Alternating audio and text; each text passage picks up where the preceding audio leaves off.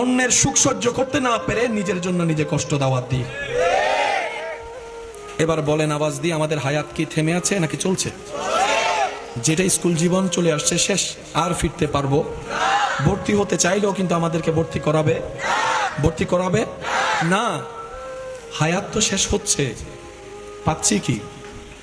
যদি অর্জন হিসেবে লিস্টি করতে হয়, আমাদের অর্জনের লিস্টিতে প্রথম আসবে আমরা অন্যের চোখের পানির কারণ হতে পেরেছি, আমরা অন্যের টেনশনের কারণ হতে পেরেছি, আমরা অন্যের দুঃখের কারণ হতে পেরেছি। আওয়াজ দেন ঠিক কিনা?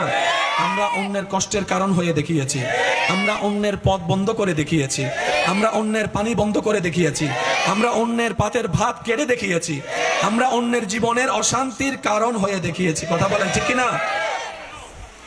যার কারণে পাওয়াটার আমাদের কিচ্ছুই হয় নাই, সব লসের খাতায় চলে গেছে। আল্লাহ আমাদের সবাইকে নিজের ভালোর জন্য হলেও আল্লাহর দিকে তাকিয়ে আল্লাহর সৃষ্টিকে ভালো রাখার মতো মন আল্লাহ আমাদের সবাইকে দান করুন।